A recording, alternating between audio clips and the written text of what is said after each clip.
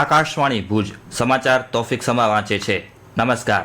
પ્રધાનમંત્રી નરેન્દ્ર મોદીએ ગઈકાલે આફ્રિકન યુનિયન દ્વારા આપત્તિ સ્થિતિસ્થાપક માળખાગત પરિષદ એટલે કે CDRI 2025માં જોડાયા તે અંગે ખુશી વ્યક્ત કરી હતી। CDRI 2025ને એક વિડીયો સંદેશ દ્વારા સંબોધતા પ્રધાનમંત્રીએ કાર્યક્ષમ કાર્યક્રમો ડિઝાઇન કરવાની અને વિકાસશીલ રાષ્ટ્રોને નાણાંની સુલભતા મળે તે સુનિશ્ચિત કરવાની જરૂરિયાત પર ભાર મૂક્યો। તેમણે ભારપૂર્વક જણાવ્યું હતું કે પ્રારંભિક ચેતવણી પ્રણાલીઓ અને સંકલનને મજબૂત બનાવવું મહત્વપૂર્ણ છે। પ્રધાનમંત્રી નરેન્દ્ર મોદીએ ગઈકાલે ભારતીય ખેડૂતોના કલ્યાણ માટે સરકારની પ્રતિબદ્ધતાને પુનઃ પુષ્ટિ કરી। કેન્દ્રમાં NDA સરકાર 11 વર્ષ પૂર્ણ કરી રહી છે ત્યારે શ્રી મોદીએ જણાવ્યું હતું કે વિવિધ સરકારી પહેલોએ ખેડૂતોની સમૃદ્ધિમાં વધારો કર્યો છે અને કૃષિ ક્ષેત્રના એકંદર પરિવર્તનને પણ સુનિશ્ચિત કર્યું છે। મુખ્યમંત્રી ભૂપેન્દ્ર પટેલે જામનગરમાં 430 કરોડ રૂપિયાથી વધુના વિવિધ વિકાસલક્ષી પ્રકલ્પોનું લોકાર્પણ અને ખાતમુહૂર્ત કર્યું। આ પ્રસંગે શ્રી પટેલે જણાવ્યું કે માત્ર શહેરીજનો જ નહીં પરંતુ છેવાડાના માનવી સુધી સુખાકારીઓ પહોંચાડવા રાજ્ય સરકાર પ્રયત્નશીલ છે। તેમણે ઉમેર્યું કે શહેરી વિકાસ વર્ષ તરીકે આ વર્ષના અંદાજપત્રમાં 30,000 કરોડ રૂપિયાની ફાળવણી કરવામાં આવી છે।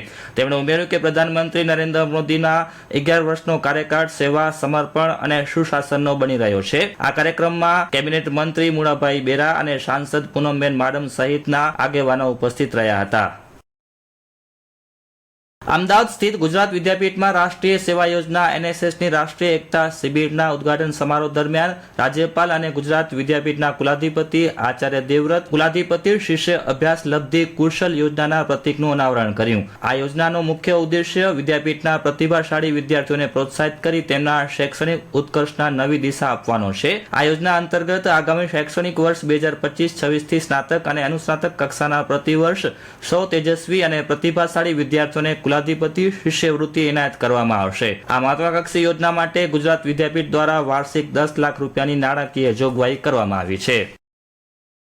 કેબિનેટ મંત્રી ઋષિકેશ પટેલે જણાવ્યું કે દેશમાં બાંધકામ ક્ષેત્રે સૌથી વધુ રોજગારી આપે છે। અમદાવાદના ગુજરાત યુનિવર્સિટીના મેદાનમાં અર્થકોન 2025માં ગુજરાત નિર્માણ પુરસ્કાર સમારોહ દરમિયાન શ્રી પટેલે આ મુજબ જણાવ્યું। આ પ્રસંગે તેમણે બાંધકામ ક્ષેત્રમાં વિવિધ રીતે યોગદાન આપનાર સંસ્થાઓ અને વ્યક્તિઓને પુરસ્કાર આપી સન્માનિત કર્યા હતા। તેમણે જણાવ્યું કે બાંધકામ કે અન્ય ક્ષેત્રમાં સમાજના દરેક વર્ગના લોકો એક સાથે જોડાય તો ભારત એક્ટ 2047ના નિર્માણને વેગ મળશે।